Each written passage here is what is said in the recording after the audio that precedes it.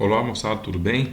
Vamos para mais uma aula de biologia hoje, falando sobre um filo importantíssimo para todo mundo, viu? Mesmo os que não são da área de biológicas, que é o filo que mais cai no vestibular, é o filo artrópoda. Esses animais são os mais abundantes em número de espécies que nós temos hoje no reino animal. O nome artrópoda significa artroarticulação pó dos pés, dá uma noção de que as patas desses animais são articuladas, né? E realmente são, mas não só as patas. As asas, a cabeça, o tórax, quando existe, o cefalotórax, o abdômen, até as próprias asas. O animal parece um robô, né? Porque ele é todo articulado. E isso vai ficar bem claro nos slides que vem pela frente, tá? Isso tudo devido ao exoesqueleto que eles possuem, né? Os animais, no aspecto embrionário, eles são idênticos aos anelídeos. Eles são neuromiários, hiponeuros, triblásticos, celomados, esquizocélicos, protostômios, né? Neuromiários, então metazoários. Não tem nada diferente de anelídeo, tá? É a mesma classificação embriológica de anelídeos. Bom, e aí o que o autor lá da questão do vestibular pergunta para vocês? Ele compara os vários grupos. Quem é que são os animais? São os insetos, os aracnídeos, os crustáceos, os diplópodos, que são as pilas de cobra, e os quilópodos, que são as centopeias. Então ele pergunta como que é o corpo de cada um, como que é a respiração, como que é a excreção, como que é a circulação e assim por diante. Então vamos lá, vamos comparar então. Divisão do corpo. Nos insetos, como que é a divisão do corpo dos insetos? O corpo dos insetos é dividido em cabeça, tórax e abdômen. Apenas três partes, ó, de novo. Cabeça, tórax e abdômen. Da cabeça partem as antenas, os olhos, o aparelho bucal. Do tórax, as asas, quando elas existirem, e as patas. E do abdômen, geralmente, somente esses apêndices aqui atrás que as fêmeas usam para perfurar uma fruta, um objeto qualquer, uma pele de um animal e botar um ovo. É o ovo ovipositor. Mas o macho não possui isso. Então, mais basicamente, divisão do corpo: cabeça, tórax e abdômen. Pronto, tá? Crustáceos. Quem são os crustáceos? São os caranguejos, siris, lagostas, camarões, né? E aqui a lagosta como exemplo, ó.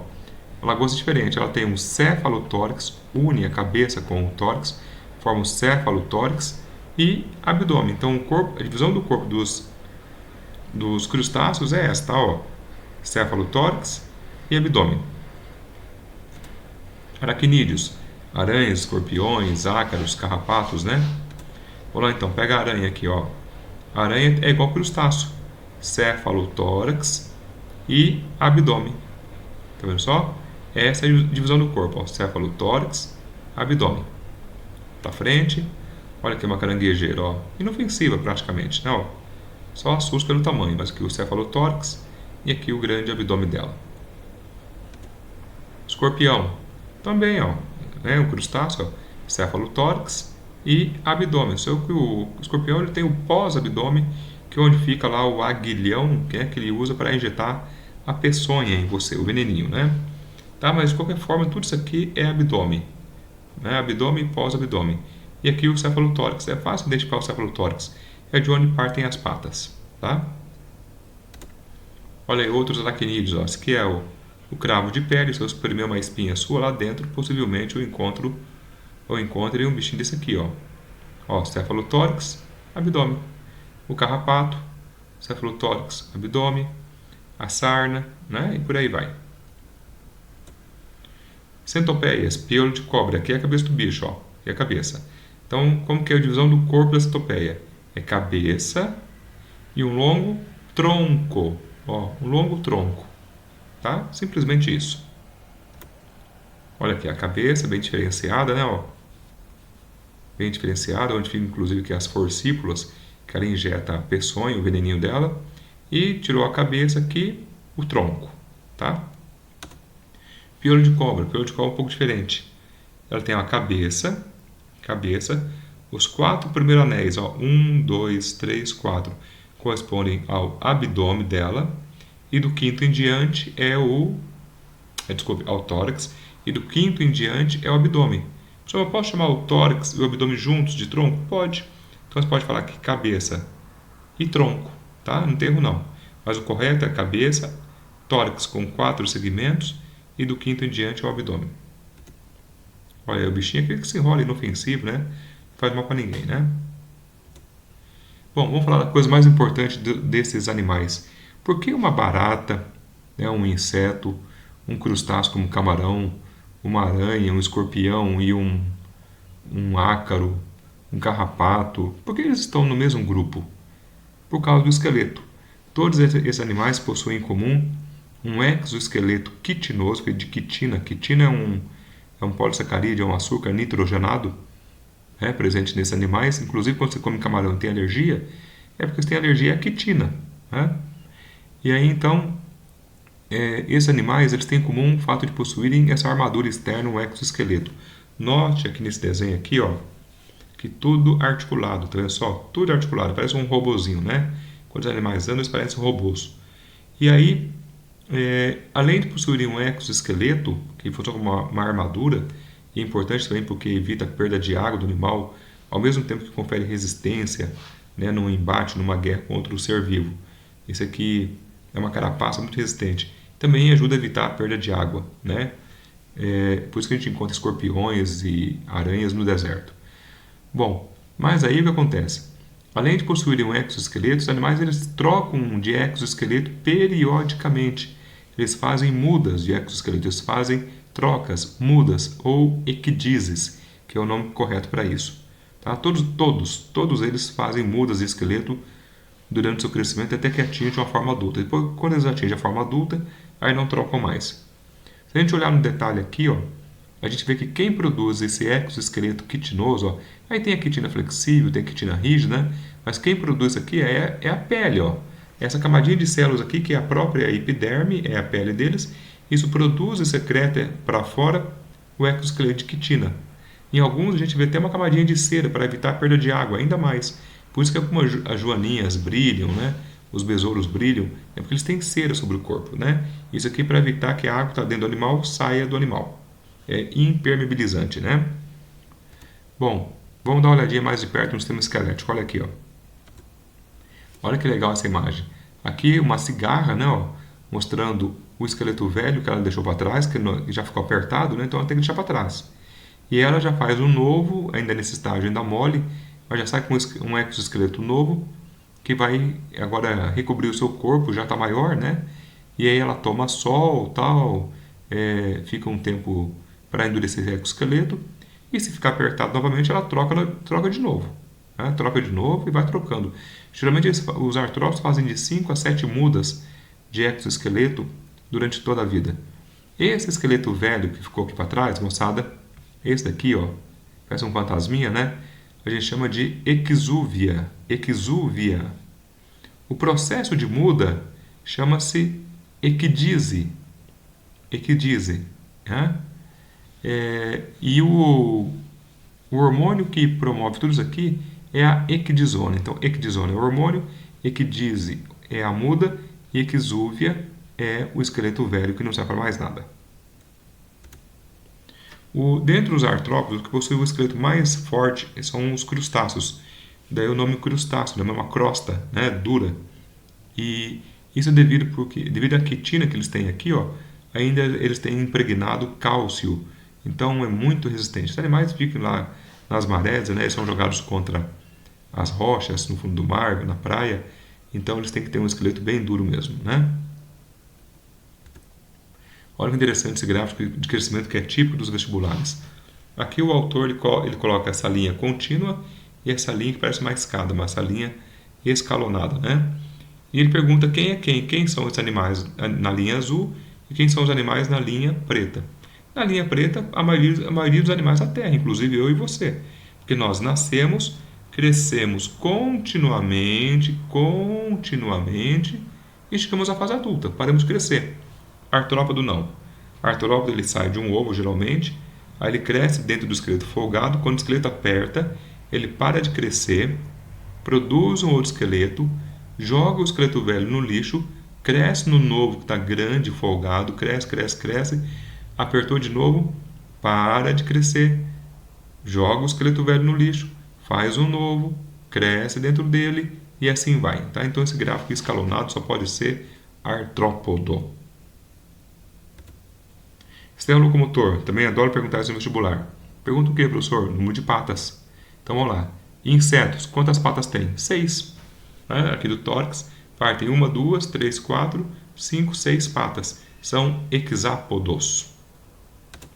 Aracnídeos, 8 patas. Ó, conta de trás para frente que é melhor. 1, 2, 3, 4, 5, 6, 7, 8. 8 patas. É esse aqui. Esse aqui são palpos, parece mãozinha. E as quelíceras são as estruturas que as aranhas injetam a sua peçonha, né, para paralisar a presa.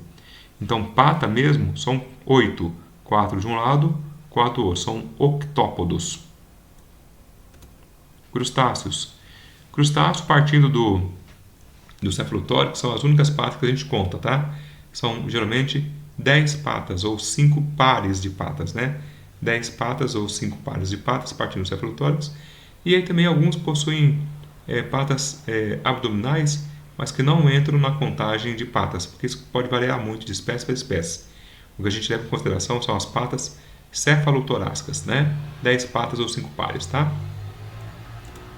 Quilópodo. E agora, professor, o que eu faço? Tranquilo, ó. Não tem aqui a cabeça do bicho? Aí tem aqui os anéis, os segmentos, não tem, ó?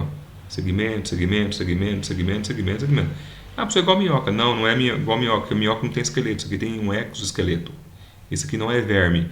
Ele é vermiforme, ele tem formato de verme, mas ele é um artrópodo. Ele não é verme porque ele tem esqueleto. Cuidado com isso, hein? E aí, então, aqui está o anel, né, com o exoesqueleto. Nos quilópodos, sempre vai partir um par de patas por segmento. Olha aqui, ó. 2 patas ou um par de patas por segmento. Sempre assim, tá? Ó, um par de patas, um par de patas, um par de patas, um par...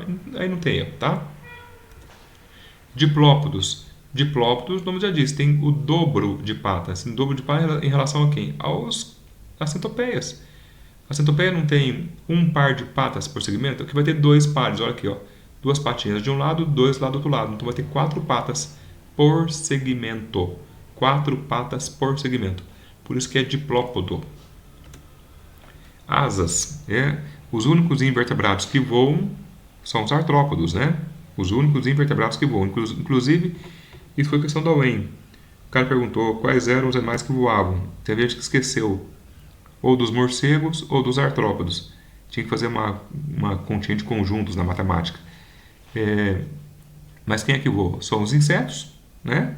Os morcegos, que são mamíferos, e as aves, né?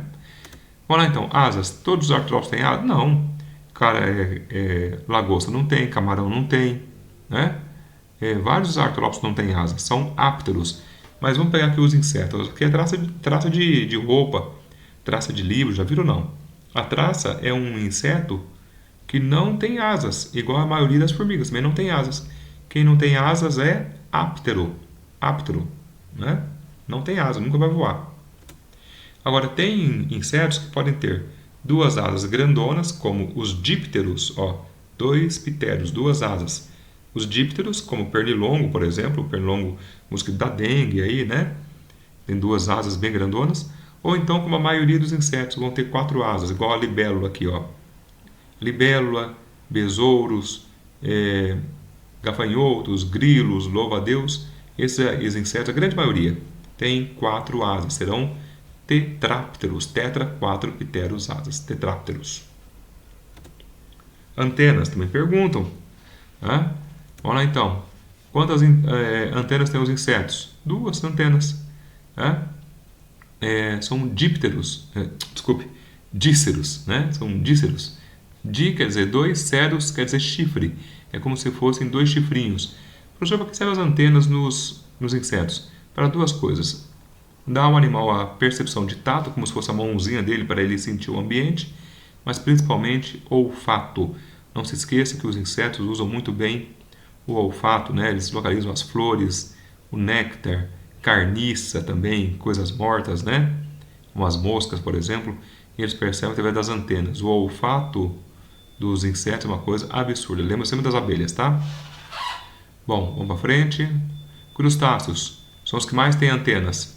Eles têm 4 anteninhas. 4 antenas é tetrácero. 2 curtas e 2 longas.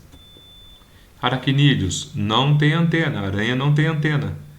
Elas são áceras. São áceros, né? Mas aí a aranha não sente cheiro? Sente pelos esses pelos aqui, ó. esses tricomas, na verdade, chama tricoma, não pelo, né? Esses tricomas aqui, entre aspas, pelos, muitos desses daqui são modificados para sentir o cheiro das coisas, tá?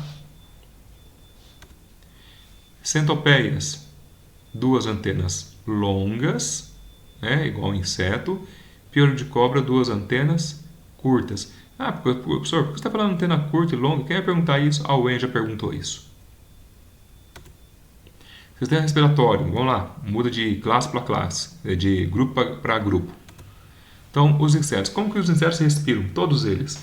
A gente pensa que eles respiram pela cabeça, né? Pela boca, com o narizinho aqui. Não, gente. Inseto respira pelo abdômen. Se você olhar aqui no abdômen deles, ó, tem esses furinhos aqui. Olha aqui no detalhe, ó, é esse furinho aqui, ó, é o espiráculo. Por aqui entra o oxigênio por um tubo chamado traqueia, e esse oxigênio vai diretamente até as células do animal, nesse caso aqui é uma célula muscular. Então veja que o sangue não transporta gases aqui. O sangue não transporta, cuidado com isso, hein? O oxigênio vai direto até as células. E aí então o CO2 pega o caminho contrário e sai, e o bicho respira. Se você quer matar um inseto asfixiado, joga talco nele, que o talco vai o bicho fechar esses canaizinhos aqui, esses buraquinhos, e ele vai morrer asfixiado, tá bom? Mas é claro que você não vai fazer isso, né? Aranhas, crustáceos. Crustáceos têm dois tipos de respiração. Pode ter as traqueias, como nós vimos ali nos insetos, mas o que mais a gente encontra em aranhas são as filotraqueias, ou pulmões foliáceos. Isso aqui, ó, filotraqueias ou pulmões foliáceos. Por que filotraqueia? Porque filo vem de folha. Imagina folhas de caderno, uma folha, outra folha, outra folha, e entre uma folha e outra, esse espaço onde o ar vem aqui, circula aqui por dentro, deixa o oxigênio e leva o CO2 embora. Pronto, é isso, tá? Olha lá o esqueminha que eu acabei de falar, ó. Há uma circulação de ar dentro desses espaços, das filotraqueias, e acontece a troca de gases. Isso nos aracnídeos, né? Nos aracnídeos, tá bom? Acho que eu falei crustáceo agora há pouco, né? Não, é aracnídeo, tá? Vamos lá, respiração branquial, principalmente nas formas aquáticas, né? Igual que pega aqui um camarão, uma lagosta. Se você corta aqui o cefalotórax abaixo dessa carapaça aqui, ó, você vai ver as brancas do bichinho, tá vendo só aqui?